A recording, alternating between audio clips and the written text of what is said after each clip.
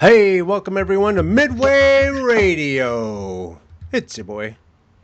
Should I do anything like it's Coconut Justice? No, that's for later. It's Carlos, because I'm a grown ass man. And we're going to be hanging out with someone that I think a lot of us know. You guys, welcome to the show, Jua Mitchell. My soundboard is deprecated and our live studio audience is not with us right now. But know this, Jua, that they do know you're here and they do love you and they're excited for the show. How you doing, bro? Wonderful. How are you? I'm all right. So, welcome to Midway Radio. It's a lot like California. But instead of wildfires, we have DJs. DJs like DJ Sean Doe. This guy. What's up, everybody?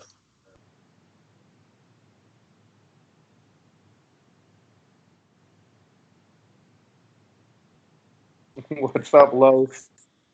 Oh, Lord have mercy.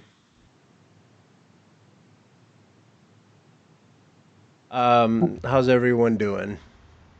Great. Good. We're doing this new Skype thing. That's right. So please be patient with us. I hope you guys are hearing us. I know that there's a couple of you already watching. So give us a holler if it sounds good. Do we have any announcements for the folks? I don't think anything major right now. We're just continuing. We're getting ramping up to interviews, but I guess the only major announcement is we have officially a new member of the team. That would be Mr. Jua Mitchell. Jua Mitchell is now joining and helping us at Midway to help finish this project and really kind of help get us over the finish line, over the hump, and to the finish line. And has already been very helpful. So Respect. yeah, so let's introduce Jua. Jua, do you want to maybe tell a little bit about your background and everything? Oh wow. Okay. My professional, cultural. I've lived a few lives, so Yeah, let's talk a little bit about what yeah, talk about your hip hop background too, because I mean, obviously people know you. People that they're either gonna know you, or people that might be new that won't. That are gonna want to sure. know what how you're a part of everything. Okay. So I guess my hip hop roots. Well, so I'd probably have to say so. My first concert, the first time I like actually fell in love with the culture, I think, was the Run DMC Beastie Boys concert at USD Pavilion. I actually went to. That was right around the time, I think that was like 87, 86, 87. I was like 10 or 11. Wow. That was right around the time I started skateboarding. So I actually grew up in Hyde Park, but I went to grade school sixth, seventh, and eighth grade at Ogden, and then I went up to Lincoln Park for 2 years. So I kind of hung on the north side, like my preteen and early teen years. And during that time, I picked up skating, and skating and graffiti kind of started to merge, like in that late '80s period. So I was kind of introduced. Plus, I used to have to ride public transportation a lot, so I was always riding the lines in the late '80s. So I'd like see Graph up, so I got familiar, and then in the skating kind of era is I think was when I started kind of really picking it up. And then I went to high school in '90. Went to Lincoln Park, and Lincoln Park was like a big. There were a lot of graffiti writers that went to that school, and I hung out with a lot of the arts kids, and so just from there, I met Prism and Source and a bunch of guys. We formed a crew called Dad Crew.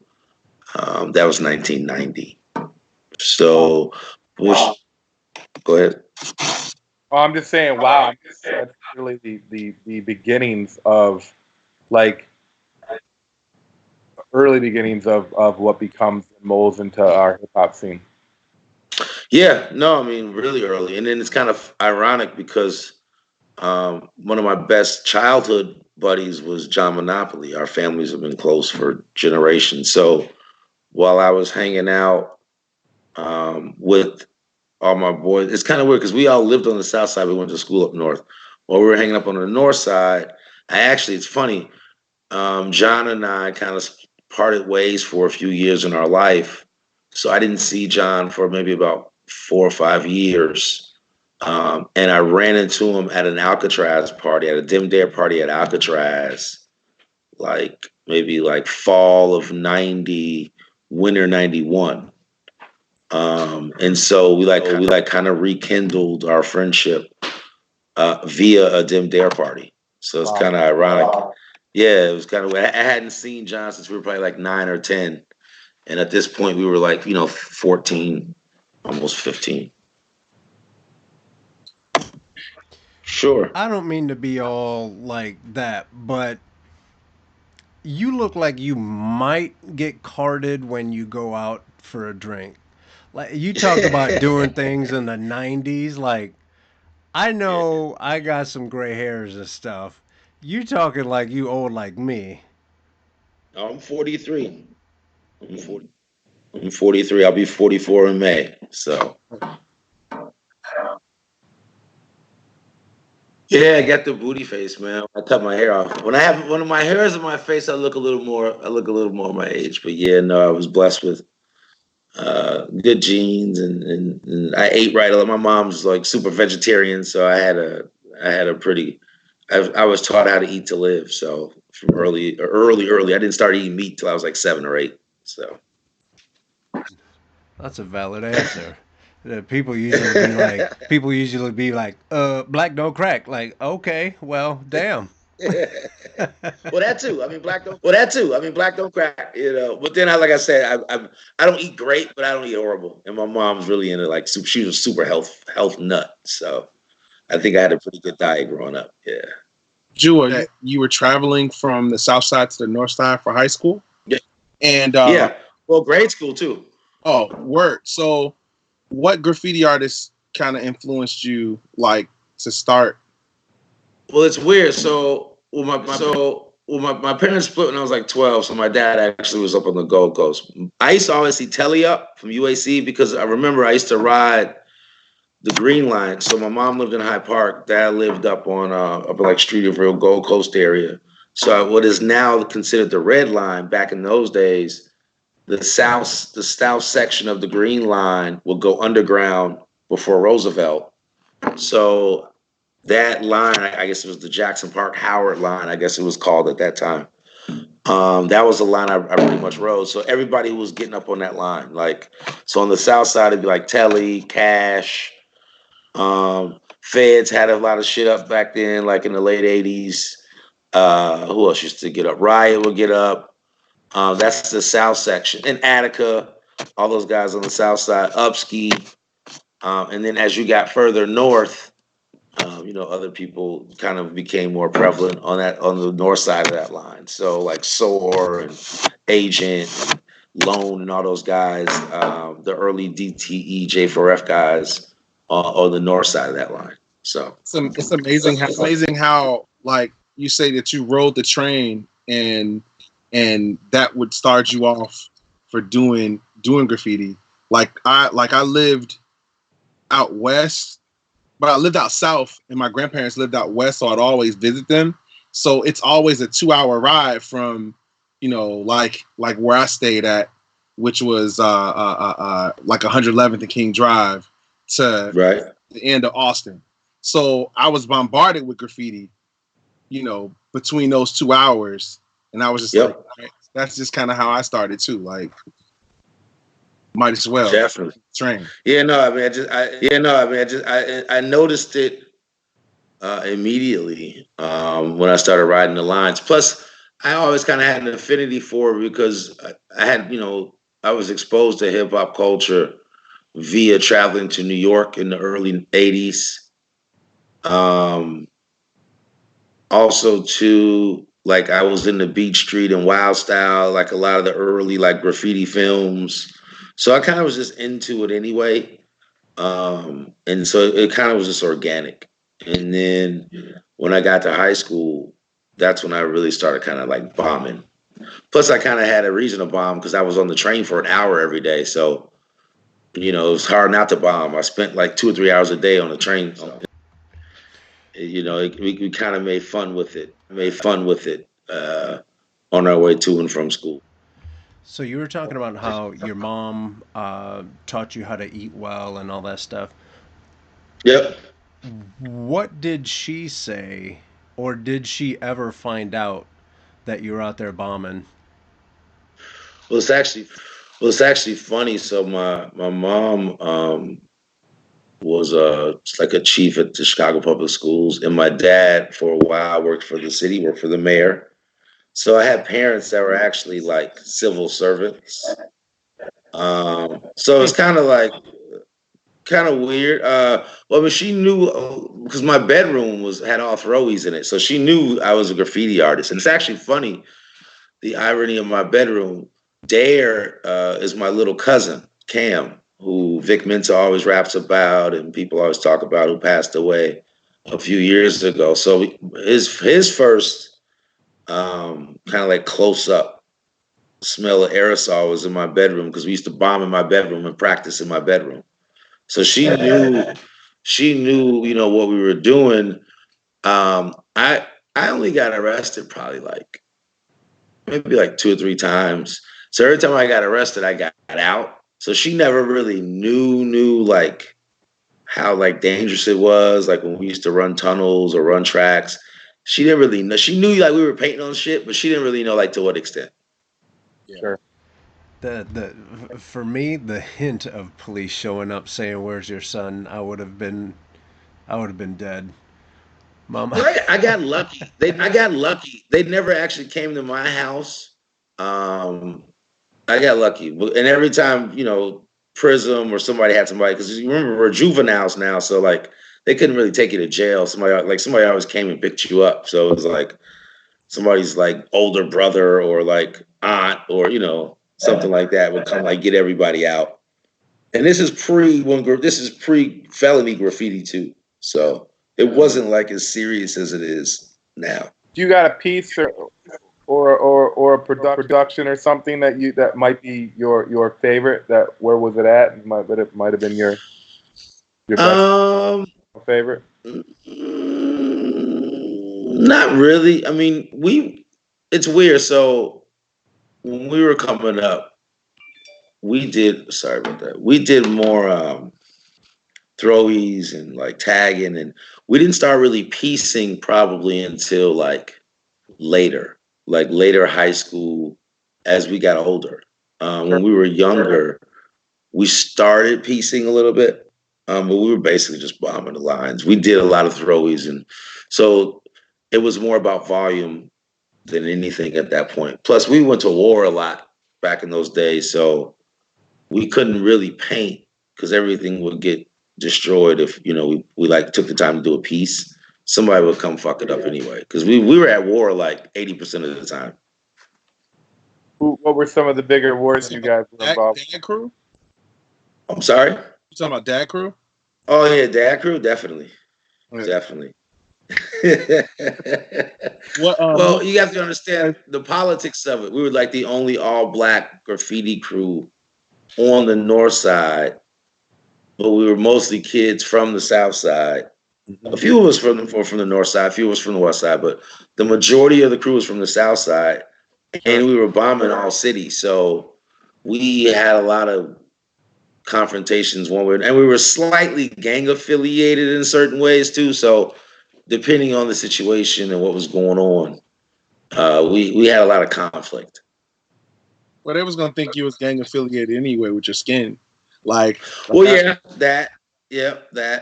And then it just so happens most of us lived in neighborhoods that leaned towards more of I grew up around Vice Lords and Blackstones. Tez grew up around Stones. Grew up around a lot of Cobra. So I mean, we like naturally gravitated towards that side of the tracks. You know what I'm saying? When it came to that, so if we were ever in neighborhoods that were more like GD or folks, of course there was always some type of potential like conflict, even though none of us technically were in a gang at that point in high school. Right. Yeah, I think that if you grow up in the city, you have some connection to it. You don't have to gangbang, but you're either your friends are involved, you live in a neighborhood that's controlled, you have to interact with the people in your community, and some of those people just might happen to be in, an organization. Yeah, and I mean, look, it's not all. It's weird. Like people always say, "Oh, gangs are horrible." Gangs actually provided some structure and some organization for people who might have been seeking that, right? So, especially in that era. And to be quite honest, because I was on some hip hop shit, we kind of always got the ghetto pass anyway. Because I was skating, I had dreads. They're like, oh, he on some hip hop shit. He ain't gangbanging. So we were kind of able to move around the city a little differently than most people because we just looked so different and we were just on different shit. But every now and then, if you're in a neighborhood late at night and you're deep, the gang shit comes up. You know what I mean? Friday night in Humboldt Park, coming from some girl's house, and you're walking down North Avenue, you might run into some Latin Kings. You might run into, hey, what the fuck y'all doing over here? What do y'all ride? And yada, yada, yada. So that was just a natural thing that happened, I think, back then. It's weird. I was looking at some older pictures from like the early 90s, and I just thought about how if you had dreads, you were different. Yeah. Then, you know what I mean? Like we grew our dreads to be different, but yes, now it's such a common thing. It's like not even like if you well now it's like hood. It's like weird. Like having dreads is considered hood now. Yeah. Whereas before it used to be like you're conscious, like you woke. Yeah, it was during that 90s era. People would, like, when you saw people dreads, you associated them way more with like the conscious hip hop, right? I mean, you had a tendency to. Some of them might not even been into hip hop. They're just whatever. They have dreads for religious reasons or style reasons or whatever the case. But like when I saw kids that looked a certain way, looked like they was hip hop with dreads, they tended to lean towards the conscious vibe a little bit more. Now it's kind of like it's just different. They're into different stuff, but the kids all together are into different stuff. Because I mean, it's weird because there is conscious hip hop still out there, but it's pretty buried these days. The culture became more commercialized. Right. Sure. It became less conscious and more like sing-songy and kind of a little bit. It had to become lighter. It was funny. I was listening to like an old 90s mix. A buddy of mine, Sharif, did an HBK a week or two ago. And if you really listen to the lyrics, it's like a lot about knowledge of self and one of the, street shit. It's like pretty serious topics, like, questioning religious stuff. You had a lot of the 5% element. You had, some biblical elements. You had like a lot of like street tales type things. Whereas like the subject matter was pretty heavy. And when you compare it to now, it's like all the subject matter is very like party-ish, very, very light. You know what I mean? It's not much. It's not, let me not say that. I'd say the majority there are some artists who still touch on topics like that, but it's just not as balanced as it used to be. Sure. Yeah. It's very. Definitely. Well, like Kendrick, like there's certain MCs that are like prevalent, but it's very few. Yeah. I feel like Kendrick and Cole, I guess, to some degree too. Those two are like the last ones kind of holding the flag of like the new generation.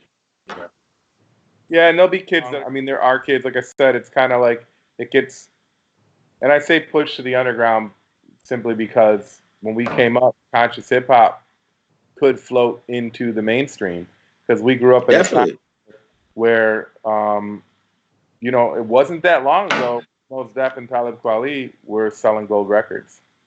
Definitely. I mean, Black Star was huge. Huge. And Talib had a Get By was that charted. I mean, these were like, you know, these were huge songs.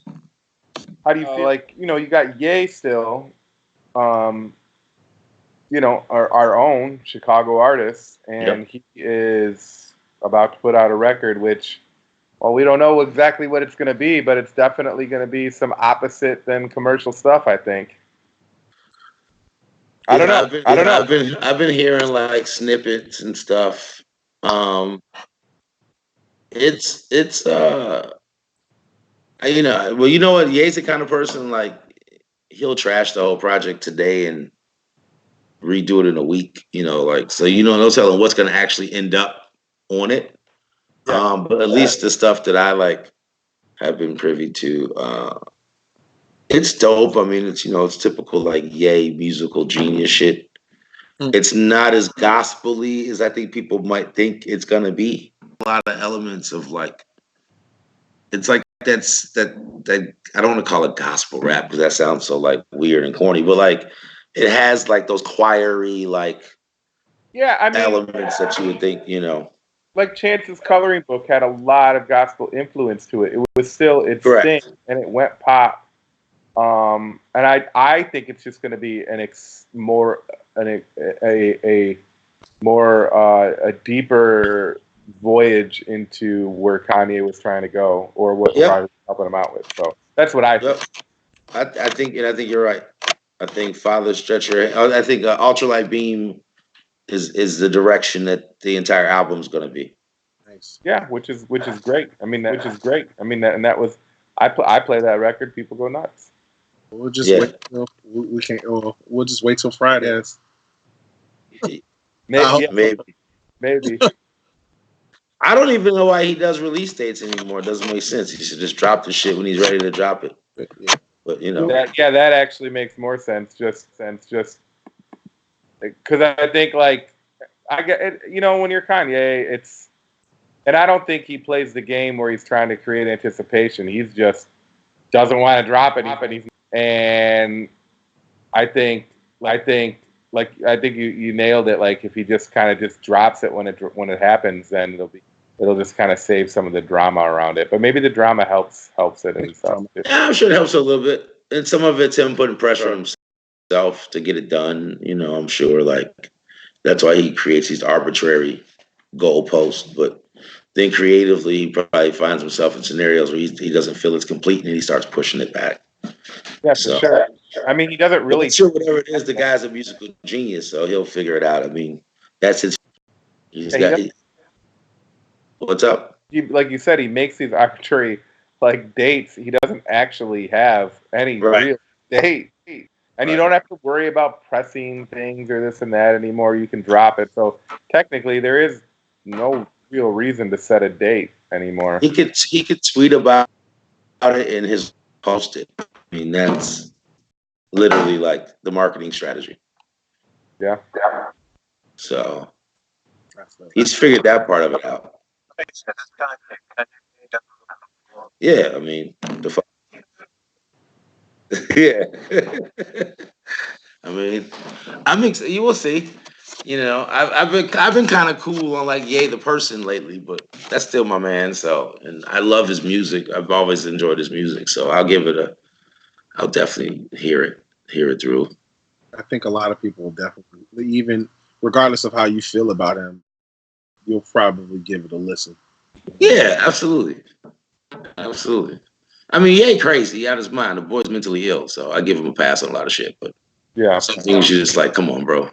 Isn't a lot of geniuses kind of considered to have that same? Definitely. That is true, Carlos. Are you the same? Oh, just crazy. Yeah, he's just nuts. Yeah. But yeah, I mean, you have a long history with Graph, and you also have been on the business side of things too. You've helped out a lot of different people. Do you want to? I mean, you feel free to talk about any of that as well if you want. I mean, it's crazy. So you got to think it's 1991. Manop and Kanye have a production team called Numbskulls. I have my locker neighbor is Freddie Rodriguez. Freddie used to like be across the hall from like literally across the hall. We also like it was weird like so at that point I'm starting to surround myself with all these creatives like and then Twilight Tone was teaching Tim how to spin because Twilight used to date this girl. That's a whole nother long story, but Tim was over there learning how to spin. So like I'm around all of these like budding creatives, and really my strong suit was math. So very early in my life, I knew that I would be doing everyone's business, so to speak. So when after graduating high school, I went and pursued a college degree in accounting.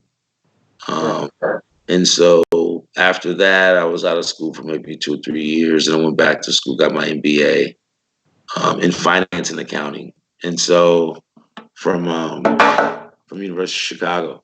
So it's weird. I kind of knew at a very early age that I would be equipping myself to kind of handle the business side. So what that ended up kind of butting into, I helped Don and Virgil start RSVP. Did all the financial and accounting infrastructure for that. I actually managed Nez and Rio for a while. Rio's my little cousin. They did Pretty Flacco 2 for, they've done a lot of shit for Schoolboy Q, Man of the Year. They usually have 2 or 3 on Schoolboy's albums. They did Pretty Flacco for A$AP Rocky.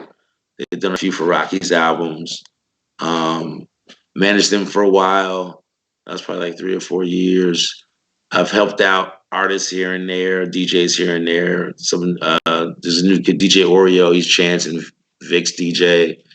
I helped him kind of get structured and helped him execute his first Oreo Fest. I mean, it's all kind of like, to be honest, I always made money formally from like corporations and Wall Street. So a lot of my interactions within the culture was kind of like me, like, I don't want to say like giving back, but it was never really like profit driven because For sure. I always kind of did well Sure. in the corporate world, So just until recently, probably in the last 3 to 5 years, has it been more of a focus of me actually making money, being involved in the business side of like different cultural initiatives. Absolutely. Yeah, your pedigree runs deep from both the hip hop side and the business side, and we're very excited to have you help us, reach the finish line with Midway. Yeah. What do you see like with Midway? What attracted you to what we were doing? Well, it's interesting because I have been talking to Andrew Barber for a while about it, kind of bounced it off Manop for a while, where Chicago hip hop or hip hop culture in Chicago, there's a lot of folklore. And that folklore now is starting to get to the point where it's like, 25, almost 30 years old. And we've never really documented it, right? There's never really been kind of like a central place or like a central spot where you could like, get all of it. And what started to kind of disturb me was I noticed a lot of the newer generations of people that are like into the culture or like involved, they don't really know the history. Like you can't really, Chicago's kind of one of those places where like, if you don't know the players and you don't know the people, you could be fucked up. Because the relationships run so deep and they're so old that like if you're new to the city or new to the scene or new to whatever you want to call it, if you don't really know like how everybody's intertwined, you could find yourself in some pretty like shitty situations because you don't realize who knows who, and you don't realize like how intricate that web of relationships really is. So you could like rub somebody the wrong way and totally not even know you've like fried yourself with a whole group of people that because you didn't even know that person was connected to that group of people. Like so it's just a lot of that.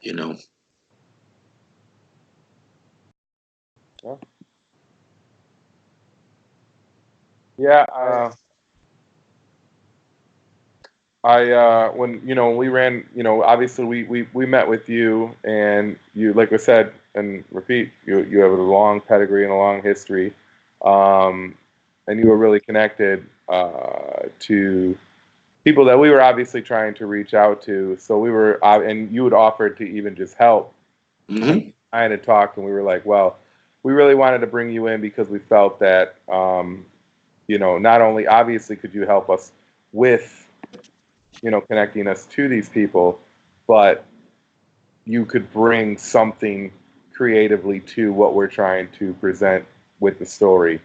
And we want, and like you said, the whole point, and we've said it to nauseum, the whole point is about documenting the history that everybody's been a part of, and helping to tell people's stories and connecting it into one story. We always kind of stress Chicago hip hop. Midway, the story of Chicago hip hop is the story of Chicago hip hop told by everyone. It's gonna, because like you said, everybody's kind of connected in some way. So yeah, I mean, and also too, like the people who were around, like the pre-2000s, like everybody that was around kind of like in the 80s and 90s, like late 70s, 80s and 90s, all those people know each other. Mm-hmm. And it was a small community. It's kind of weird because we all like, it's people to this day that I see, like, oh, what's up? I might not even know their name, but I used to see them all the time at Medusa's, or I used to see them all the time at, various like Double Door, or, or the Hot House, or yeah, I know. Like my point being is like so when the culture became like global, like late 90s, early 2000s, now you start having all the kind of the suburban kids kind of participating. It became less of like a inner city subculture, because up until that point it was more of like a subculture. That's when I think the folklore started to become like folklore, right? Because now you have people who really weren't around and weren't like directly connected to that core group of people, but still participating and still being a fan of the culture, and adding their own contributions and stories as well. So now you have like this like multi-layered thing occurring in the city that's kind of disconnected in some ways and connected in others. So yeah, I was always interested in saying, because me and John would always laugh and tell old stories and say, we got to start documenting. Like we need to start documenting all this shit, like because so much has happened just within our group of friends, not counting all the other like circles of influence and circles of contributors throughout the city, and how all those people are connected. Those stories need to be told. And now that Chicago has become such a, in the forefront of this American culture and global culture in general, that story is actually more valuable now than it's ever been, because all that energy and all that stuff comes from that same group of people, that same 50 or 100 people, that kind of push this thing forward in a time when when it was a very subculture, non-popular thing to do. A lot of people did a lot of work. Yeah. Do you think that there's just a lot of stuff that's coming out of Chicago now, like not only this project, not only Ye or Chance or Vic, but then we also have like I've been seeing a couple films coming out, or people started production on a couple other I guess, documentary type of films. And then Sure. we have Artistic, who's writing his history of Chicago hip hop book. And then we take a look at even what my man from the Roots, I can't think of his name right now, but that show that we talked about last week on AMC, TBS, Questlove. Yeah, thank you. Where the first episode was about Jesus walks and stuff like that. It just seems like the pot is starting to boil in Chicago. Is it just me No, no, looking? I think Chicago is driving culture and has been for the last 10, almost 15 years. I mean, we look at Ye, you look at all the offshoot of that, right? You look at artists like Hebrew, you look at artists like old school artists like Rashid and guys who are like just Chicago artists in general. If you look at just culture in general, Chicago's at the forefront right now when it comes to, I mean, you got guys like Chance. Um, then you have the city itself. You know, I think Chicago itself is, becoming a world class city. So now you have more visitors, more flavor. So it's just evolving, and I think there's a lot of good energy that comes out of the city.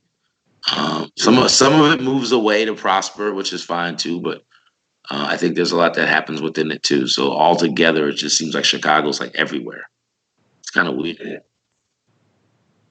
Yeah, our influence is very global, and not just because we're a world class city, but because and also too, our influence comes from so much. We have the South, we have the East Coast, we have the West Coast, and it all seems to kind of like congregate in the middle, right?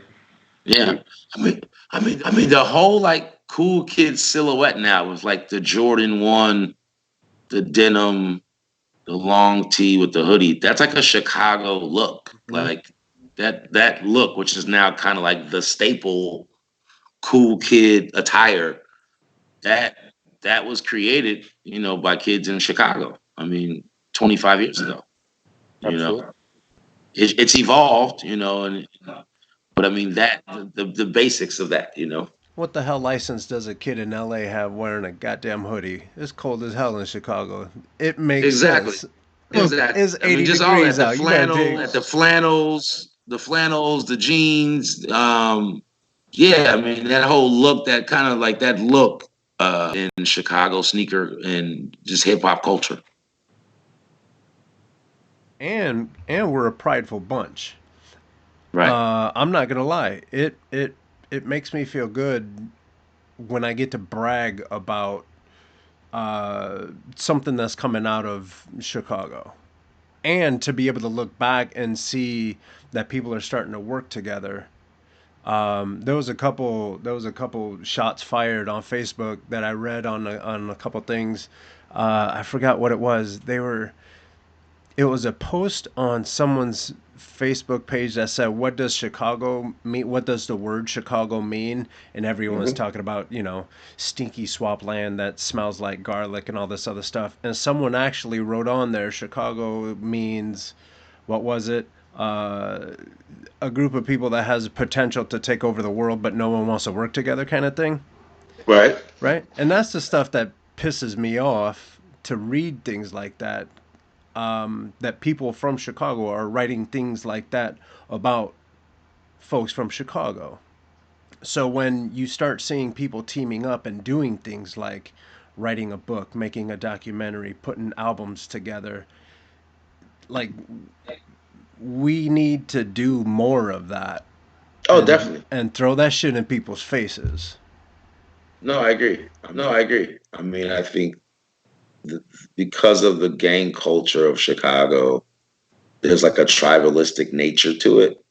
Um, and it's helped us in certain ways, but then it's also hampered us in others, right? So now, as we do have to collectivize more, we do have to overcome some of those challenges because we're quick to kind of section ourselves off. Like they're like most people in Chicago hang out with people they've hung out with their whole lives. You know, what's that? Yeah.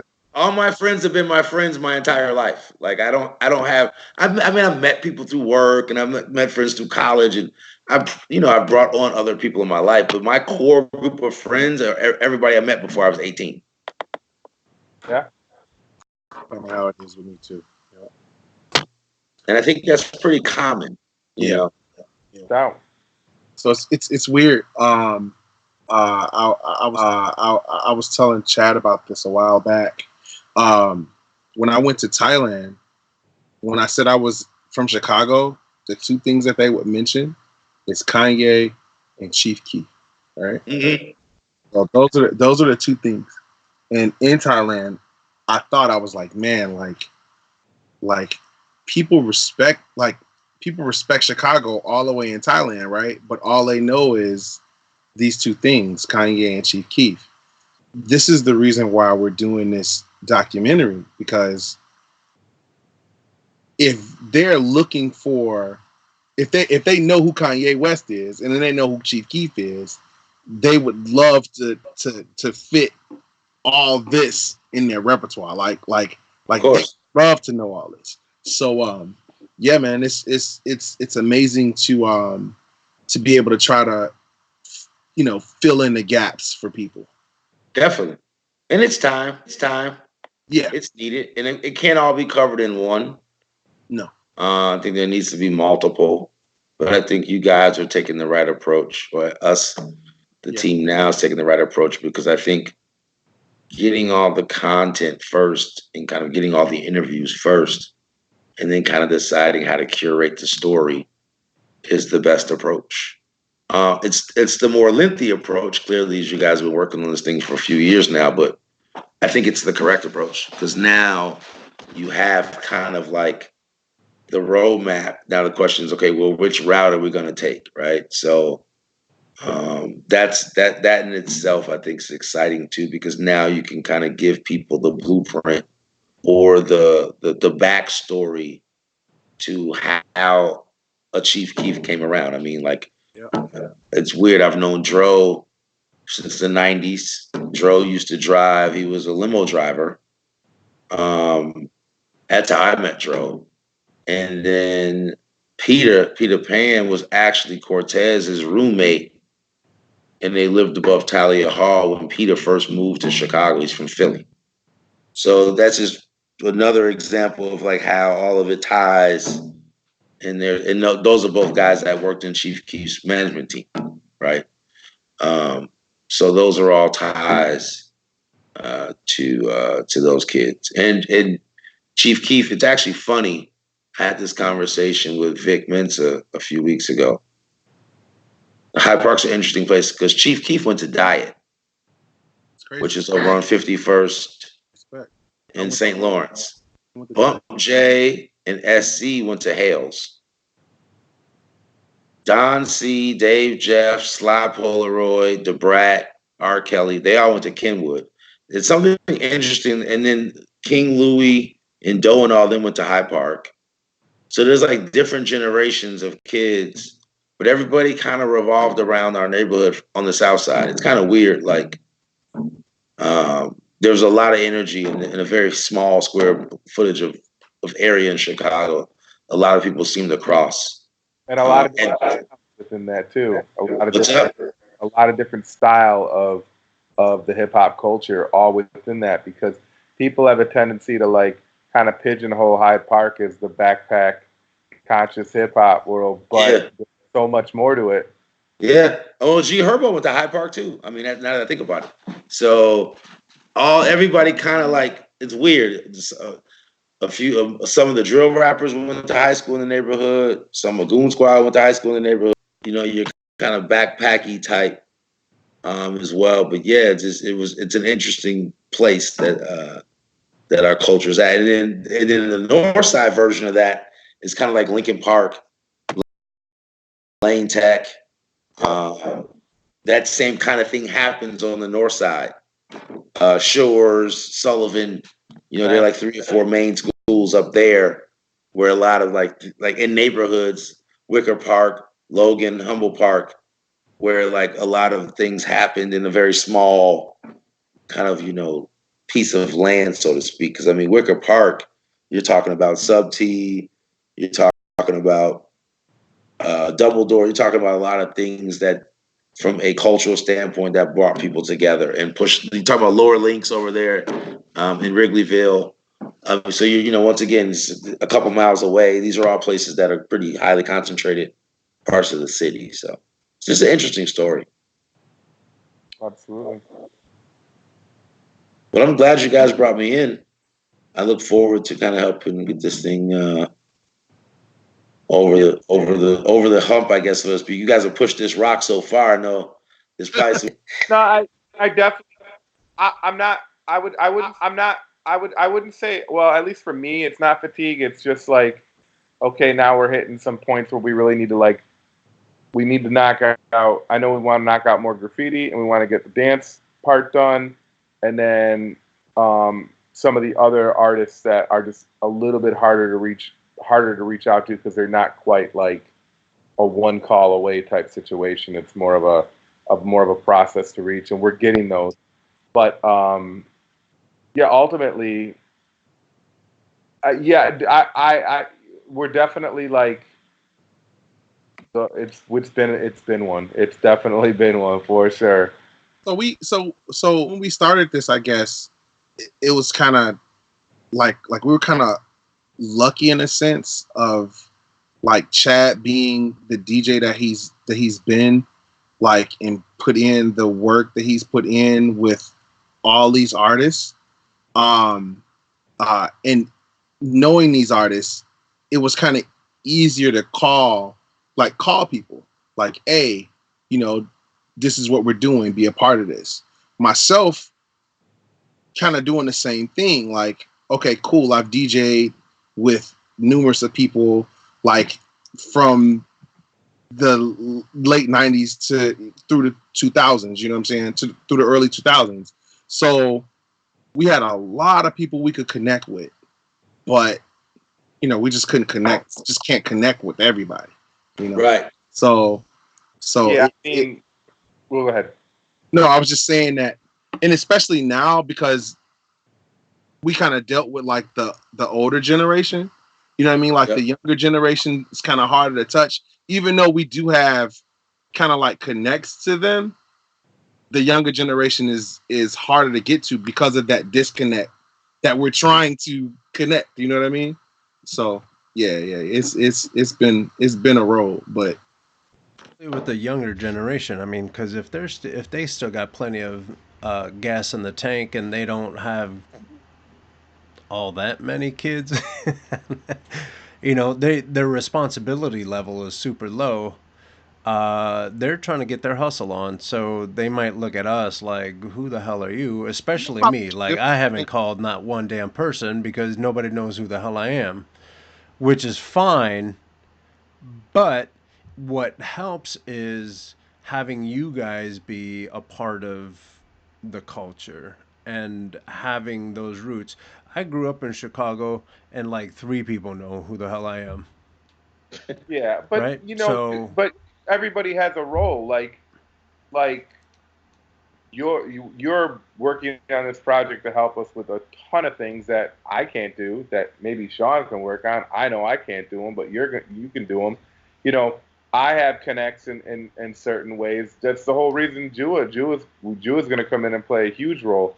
Ryan has his role. I mean, everybody kind of plays a role. Right. And I think that's why we're able to get this, because I think other people have attempted to try to do something similar, which is great. And I think a lot of people that have not quite been able to get through it or commit to it or found out it was just a little bit more overwhelming, it was because it's very fucking overwhelming, and we've been able to put it's a lot. We've been able to this put is a pretty aggressive project. Yeah. This is the one Ryan wanted to do first. I was like, couldn't you start with like a YouTube channel? But we're there. This is aggressive.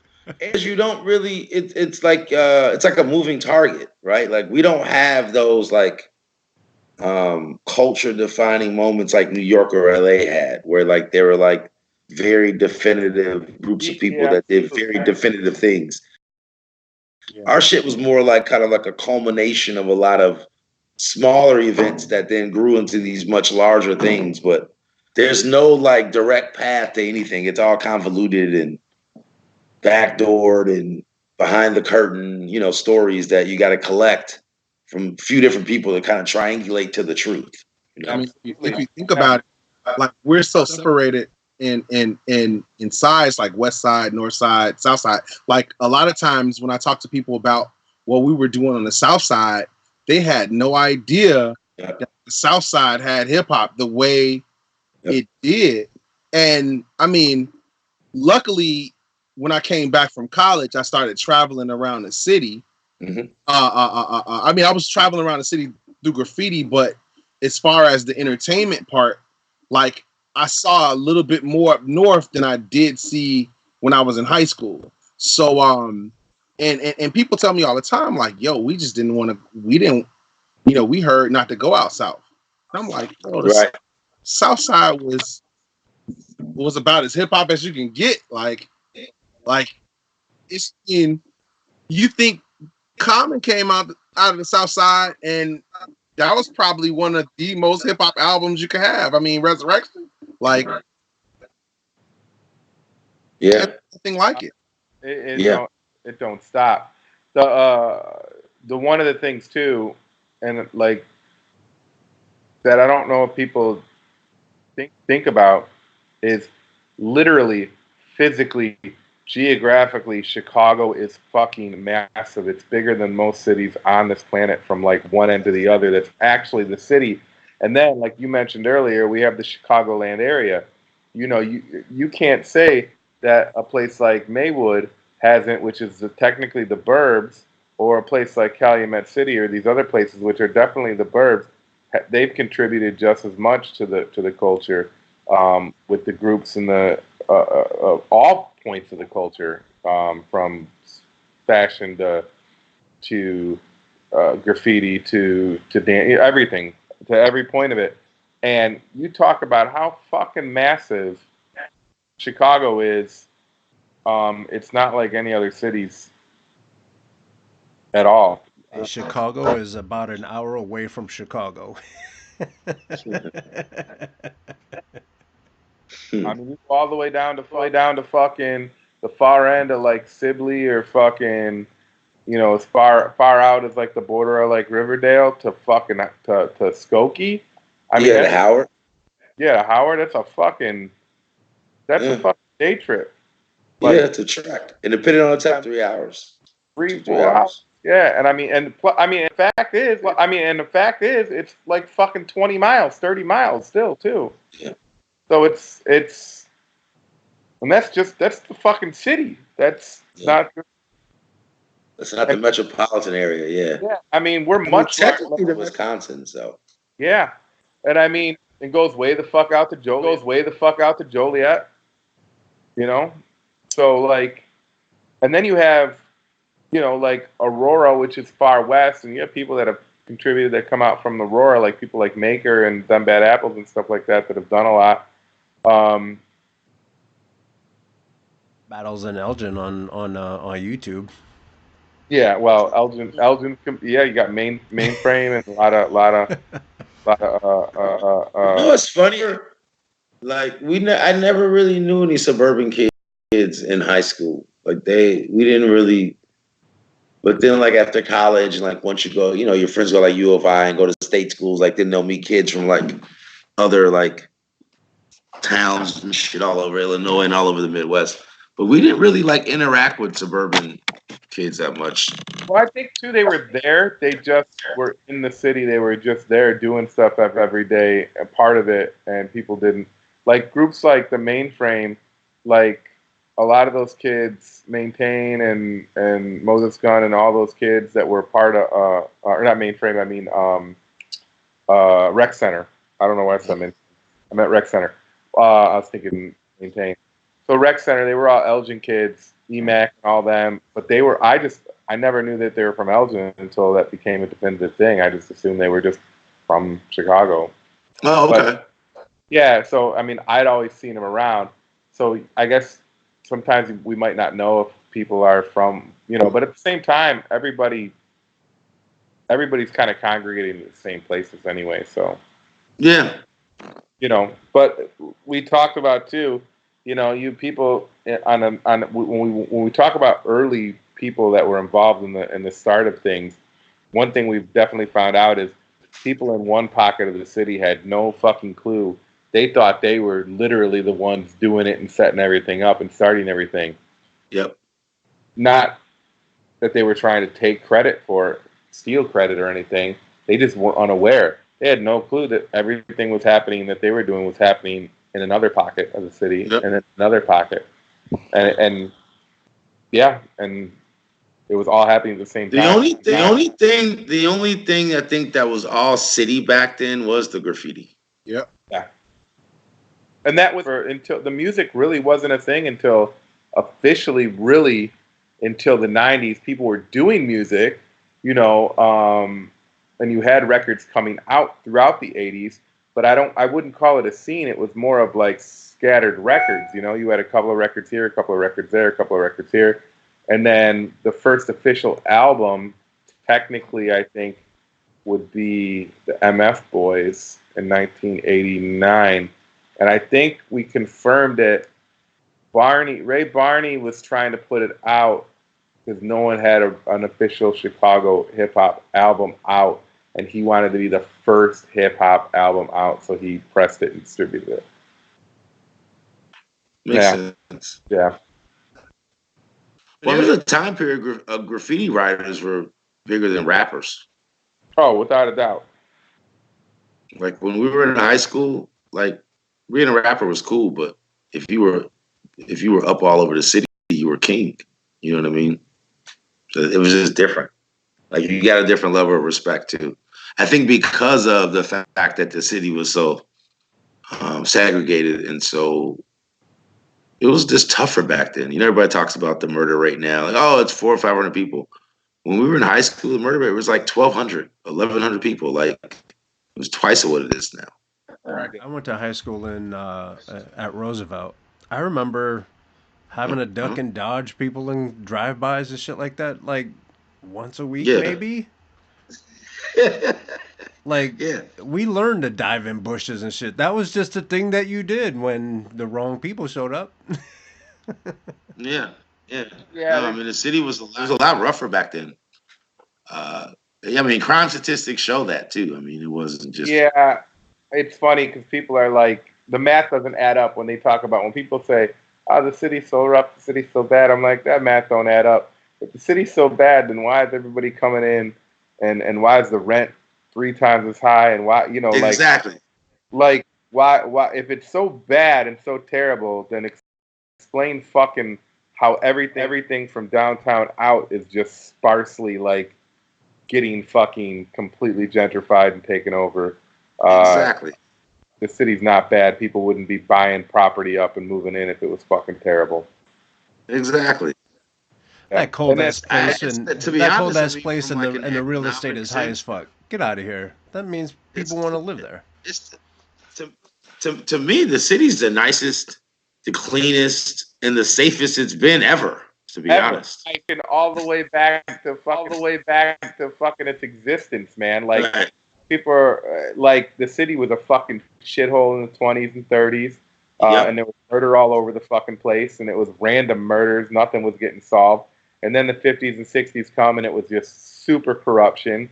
And like, people think like the 50s and 60s, and they think this kind of like wholesome, like idealistic version of middle America, but no, fucking Chicago was corrupt city, and then all the way through the 60s, and then the 60s and late 60s, 70s, and early 80s, Chicago was just run the fuck down. It looked like fucking downtown was fucking trash.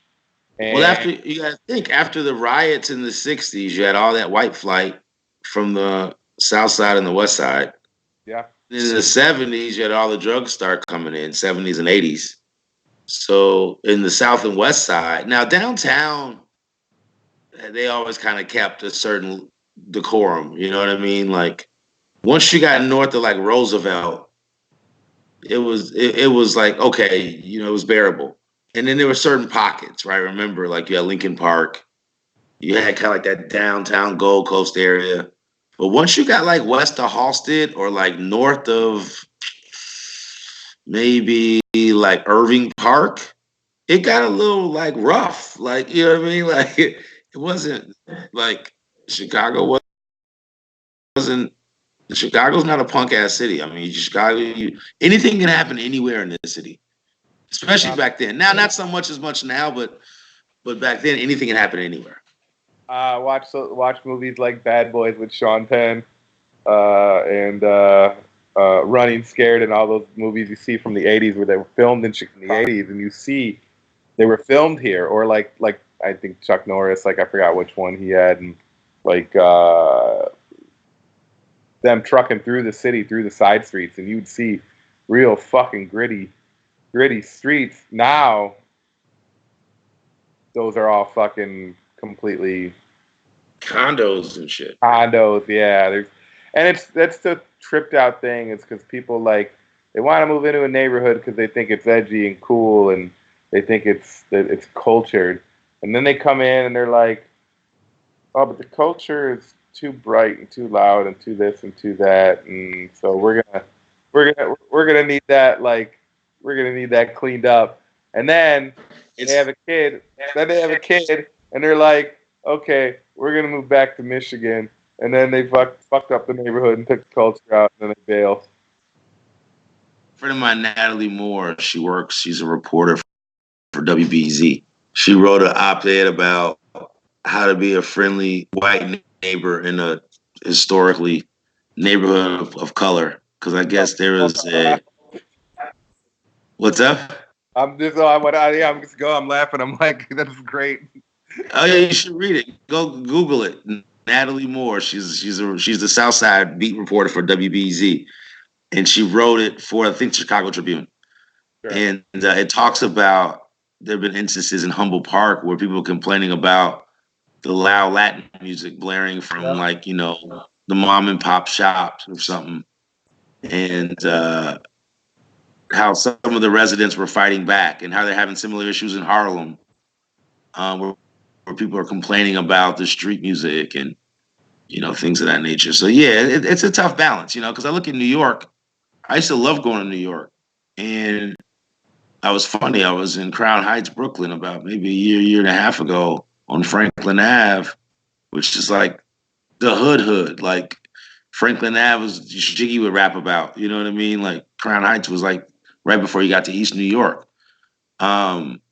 In that whole area, like right after 2 and 3. And I walked into a bar and it was all white kids. You know, it was weird. It was like, yo, I'm in Brooklyn. Not only am I in Brooklyn, I'm in Crown Heights. Not only am I in Crown Heights, I'm on Franklin Ave, and I walk into this like nondescript bar and I don't see one person of color. And it was definitely weird. But I'm starting to see that happen in Chicago. I was in Logan maybe like 2 or 3 weeks ago, grabbing breakfast, and it felt similar. Like I forgot where I was, some restaurant. Like I looked around, just happened to kind of look around, saw white people. Now, granted, there might have been a couple like lighter Latins, maybe, but like nobody speaking Spanish, for sure. Whereas there was the time you go on Logan like 15 years ago, and like all the advertisements were in Spanish. I mean, that was fucking Wicker Park. Yeah. Ago.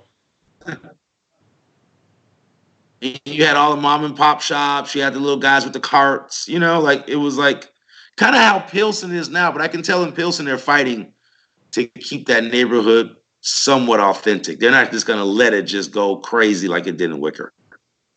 I can tell those like local merchant associations and those local building owners, they're deliberate about how and who they sell to and how that place gets developed. I lived in Pilsen for a very, very long time. I moved out now like about 10 years ago, but I'd go back, and Ryan was in the neighborhood for a while, and I'd go back every time I went back. it was like, they say you can never go home again, even though that neighborhood was my home for a long time.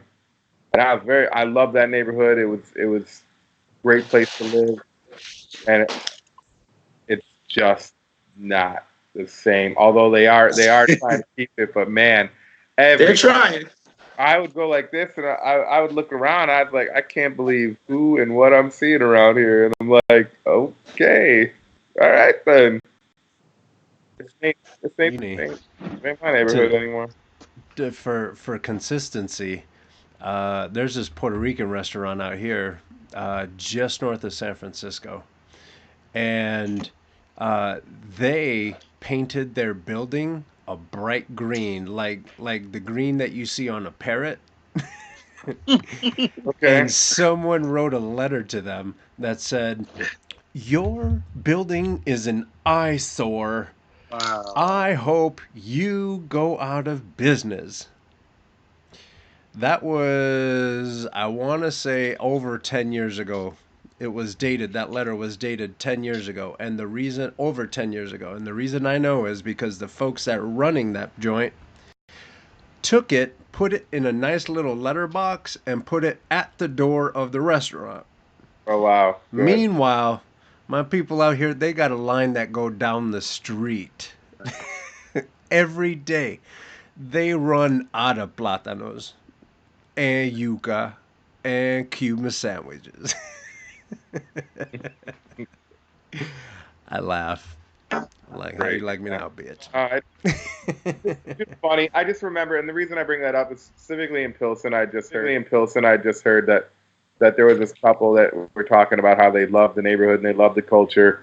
But one of the first things they did is they demanded that the graffiti, or not even graffiti, let me take that back, the mural that was done close to their house be taken down, because they just didn't like it, and that mural had been there for years and years and years.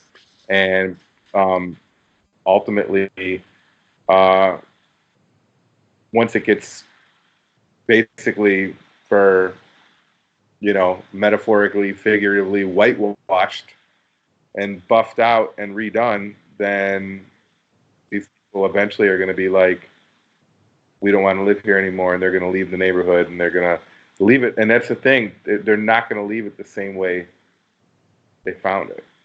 No. That's what's fucked up. Sounds like what doing for ages there, Risky. Well, what's that? I said, sounds like that's what they've been doing for ages there, Risky. Yeah, they've been doing it for a while. It trips me out. Every time I go back to Pilsen, it's a different, like, it's just, I remember walking the streets of Pilsen at night, literally, like, I didn't like to go run around Pilsen at night. It was literally if I parked my car and coming home, and I'm not saying this in any braggadocious manner. I'm saying it was like fucking, you parked your car and you fucking looked around. The neighborhood was great and it was safe most of the time, but at night the neighborhood was live. So you would fucking keep like your head on a swivel and you'd put your head down. I didn't do a whole lot of walking in Pilsen. Yeah. And you go home and you would fucking open your gate, get the fuck in the house, and actually, Pilsen was one of those neighborhoods you really didn't go to unless you knew somebody. Yep. Yeah. I didn't go to Pilsen. Yeah, and I was living there during that era, and I never had problems because I kept to my business. All this being said, now you go in there at like 2 a.m. and it looks like fucking Lincoln Park, and there's kids all out in the street, and it's the bars are spilling out, and yeah. In fact, and not long before I moved, I was at a bar in Pilsen, and fucking, I'm just sitting there, and dudes pulled out knives and started stabbing other dudes, and I'm like, okay, and I just fucking calmly walked out of the bar and fucking got out of the bar and basically started jogging home. I'm like, get the fuck out of here. And yeah, and that's, I mean, I'm not saying that none of that shit's cool, none of that, but it's like now. That's the thing you gotta remember too. Pilsen didn't have a train line, so yeah.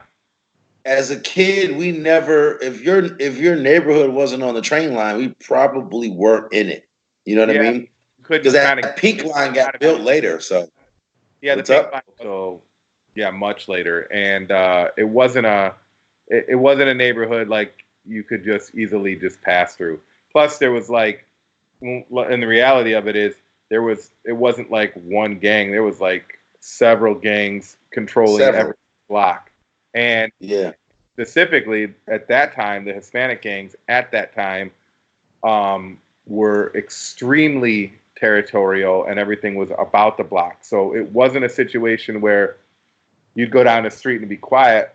No, there were people out. They had people out watching physically the blocks all fucking night, and there were people standing out that were literally, their job was to just fucking watch you come on the fucking block. I remember John drove his car to come over to visit me, and he turned the corner, and this is right in front of my house, and they fucking threw like 8 bottles at his car, just bottled the fuck out of his car, and he'd been over to my house 10 times, and he's like, I'm like, where you at? And he's like, they just bottled the fuck out of my car, and I had to go out and fucking get it straight so he could come to the fucking crib. Yeah. Yeah. I never had any pleasant. I had very few pleasant experiences in Pilsen. And it wasn't a situation he was going to go up and be like, hey, so whose insurance is going to cover the fucking damage to my car? It was, you just took the fucking bottles, you shut the fuck up, and you went in the house. Yeah. What else were you going to do? Spanish people, like, we're territorial about our families, and that's just how it goes. You fuck with one of us, you fuck with us all. Pilsen had the thing, and Risky made a good point. The gang shit in Pilsen was always so fragmented, and so it was like 8 gangs within like between Halsted and Western, between 18th and Cermak. Very big too. They were affiliated, but they were called party crews. So you had a lot of, and if you didn't know the neighborhood, and being black, we're all folks. If you black, you folks. So if you were on a non-folks block, it was definitely gonna be an issue.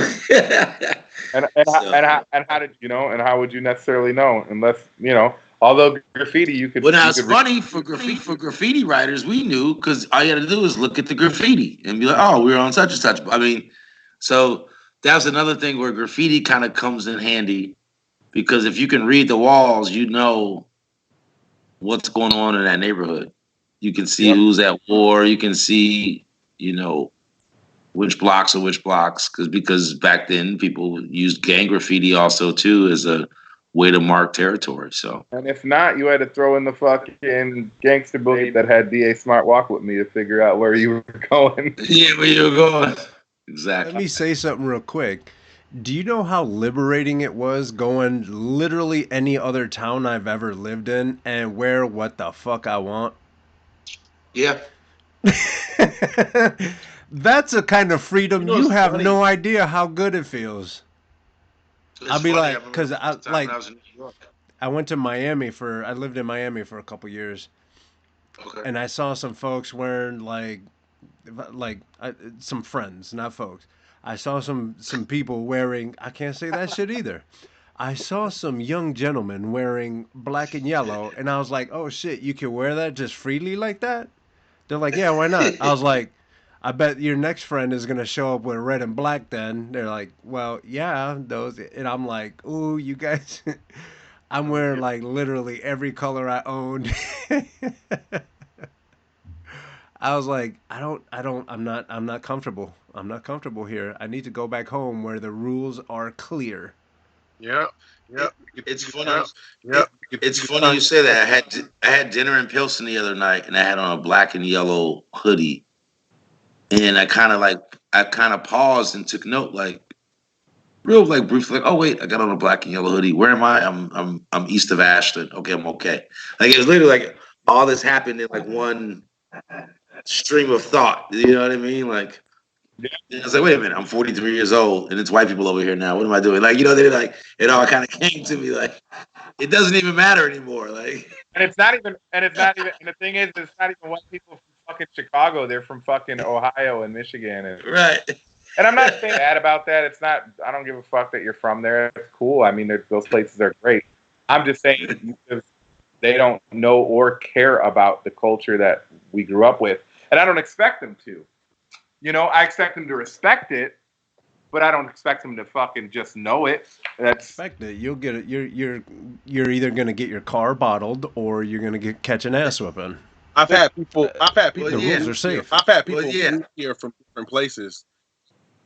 I've had people move here from different places, and I had to tell them like, "Yo, like you got to straighten out your hat, bro. Like, straighten out your hat."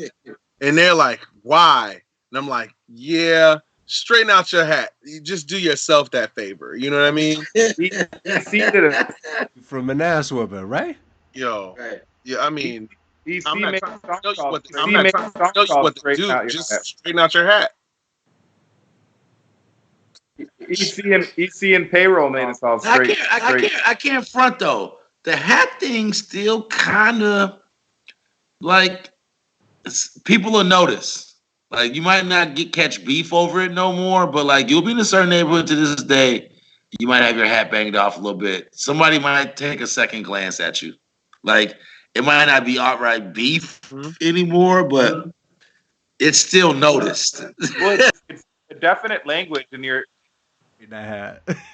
It's a definite language, and the language is saying this is who and what I represent. So, correct. So, and if you're doing it and you're aware of it, then you got to be ready for people to react to that. To respond, correct. Converse All Stars. If you had it folded over on the outside versus folded over on the inside, and I saw people in LA doing that shit. I was like, "What are you doing? Like, no one's gonna whip your ass right now, right now." That's funny you say that, man. I there are whole colors I didn't purchase as a kid. Like I didn't really buy anything blue, even though I wasn't in the gang. I didn't buy anything. Like I had very few blue things. Yeah. Because of the way I had to walk to school. Yeah. I couldn't really wear any blue things, to be honest. Not for anything, but I look good in blue. So, I mean, it's funny. Blue's become one of my more favorite colors. I got a blue right now, but I did not have a lot of blue growing up. I wore a lot of grays and browns, like neutrals. About growing up in the 80s, because you wore all the colors and they were all bright and like painted on, and pastels and shit. I almost got my ass whooped once for playing basketball in the wrong neighborhood, and then when I was walking to school, some fellas that saw me at the other park saw me and was like, "Yo, you far away from home, aren't you?" I was like, what can I say to not get fucked up? Yeah.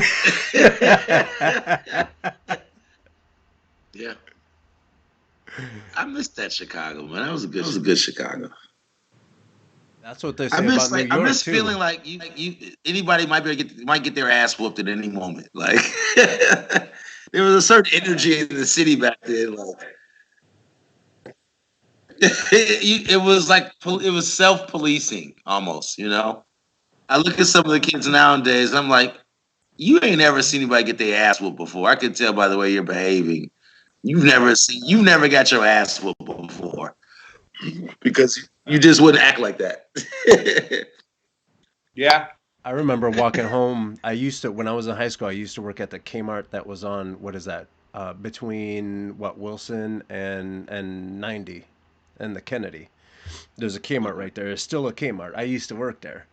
And I'd be walking home, and I had my little Walkman in my coat pocket because it's cold, wintertime. And I was crossing the street, and I reached in to flip the tape over, and all these dudes that were sitting just chilling on this car, they're telling stories and drinking beers and shit. When I reached in to flip the tape over, everybody just started diving under the car, just. I pulled out my tape player like this, real big and deliberate. I flipped the tape out. I started singing loud as hell. You heard them say, "Woo!" I thought he was coming. I was lucky. I thought that story was gonna turn. That story was gonna turn into something else. Man. I'm listening to I'll Be Sure. I'm not here for no trouble. I'll be sure. Gentlemen, it's 9:20. Unfortunately, Wrap it I up. actually got a rap. Okay. I got a rap too. Yep. When are we you guys let me know when we're gonna do the interview with the other guys. I can pull them all together. Yeah, no, I will for sure. Do we have a this or that for Jua this week?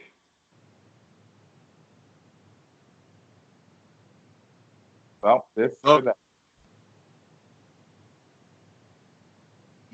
Of the same age range, I have a question for you. Jua, Sure. this or that, En Vogue or SWV? In Vogue. Finest. Damn girls right there. Because of Dawn. It was what was her name? Dawn, right? Yeah, Dawn. Wasn't that her name? The final was named Dawn, right? Yeah, I mean, that's what Fife will tell you. Dawn from En Vogue.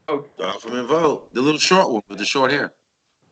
Yeah, she was in Lucy Pearl too, which I love that record. I felt like SWV was like the ghetto version. They were like En Vogue was like the polished, like uptown.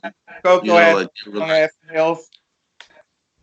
Yeah, SWV was more like a little like more around the way-ish. You know what I mean? Which worked for them. Don't get me wrong, but I'm an En Vogue guy. Juice or spray can. Numbers or what? Spray can. Spray can? Aerosol. Yep. You say numbers. What do you mean? Like what do I like more? Yeah. Like if you had it's weird, man. Numbers have earned me a lot of money, but I probably get more joy from spray cans.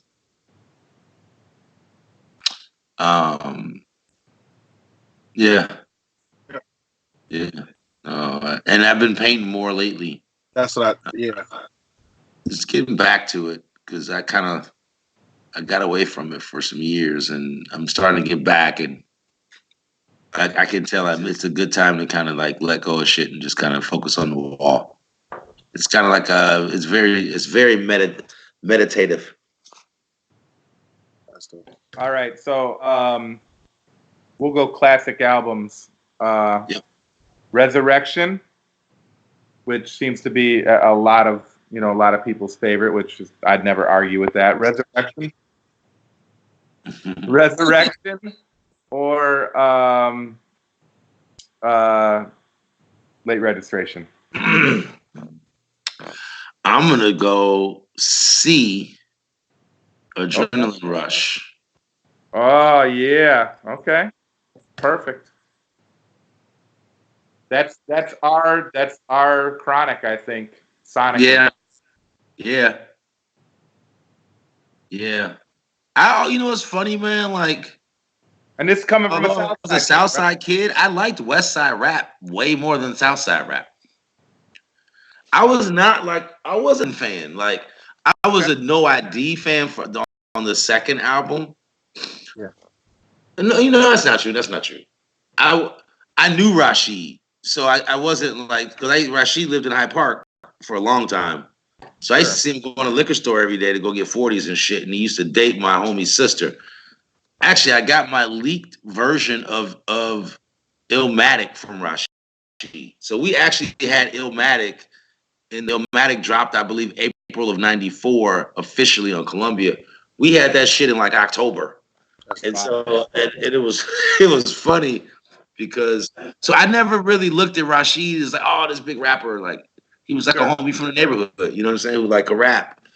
But I always loved like Twister and Do or Die and like all the like sniper rap shit. Like, that shit was dope to me. And it was like our first Chicago sound. Yeah, I love snipers too, man.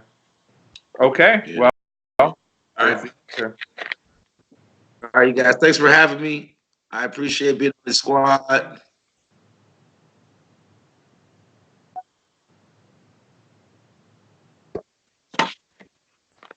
I'm not really an internet dude, but I am Jua at Jua JUA312 _. You can find me on Instagram. I tweet every now and then, but I might offend you because I tell the truth a lot.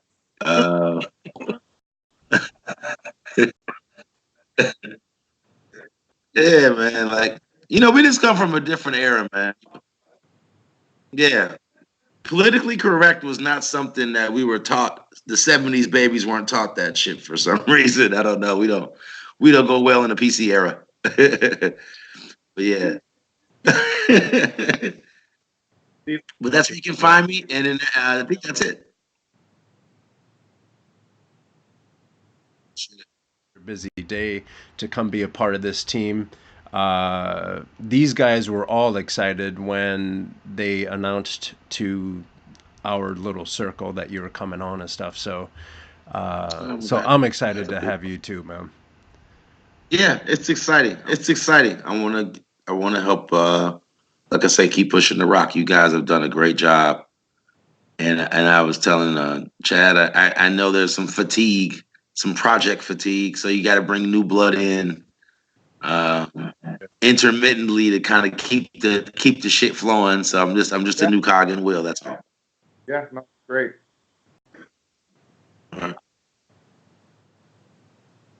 If you're looking for me on the internet, it's at DJ Sean Doe, SeanDoe, and Facebook is Rasan Sean Doe Hawkins. I want to take a quick time out to pay respects to the life of Timbuktu. His birthday is today, and also,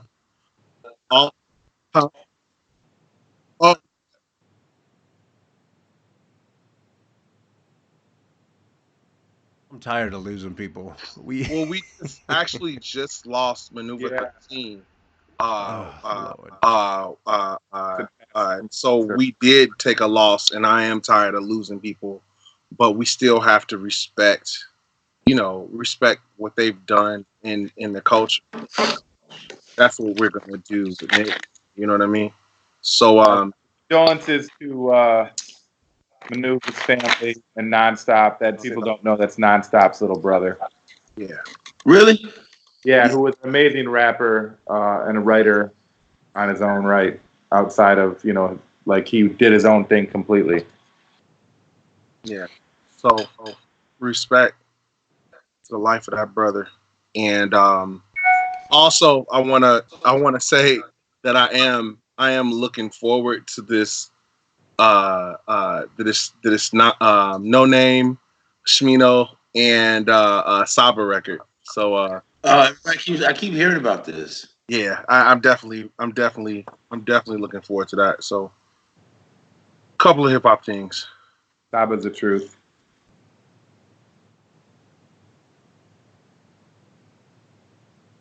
Well, you can find me on the internets at DJ Risky Biz 1975 and Instagram. That's pretty much the best place to get me, because I like Instagram the best because I ain't got to hear your bullshit opinion. I can just look at pictures. All right. And this has been Midway Radio, Midway Doc across the board. MidwayDoc.com, Midway Doc, Instagram, Facebook, Twitter, all that good stuff. Midway Radio, we try to do this every Monday at 8 o'clock Chicago time. Yeah, I think that's it. I am Carlos. You can find me at coconutjustice.com, Coconut Justice everywhere else. And I'm going to go ahead and do this. I've been in today trying to do this new thing, but you guys aren't going to be able to see. Let's see if I switch this up. That looks like me. Well. Is that my emoji or some shit? What the fuck is that? Damn, I might put that shit on a wall, bro. That's my character. Yeah. he does that when he talks with each guest. He does a cartoon while we talk. That's fresh. Yeah.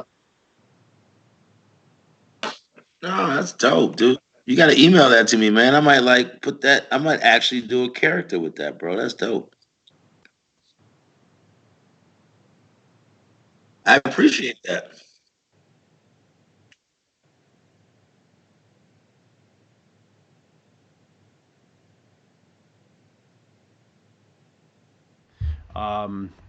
Go ahead and go to youtube.com/coconutjustice and subscribe there. I got a lot of really cool things happening over there too. Sweet. I think that is it. Everyone, see you on Monday. Peace. Later. Later.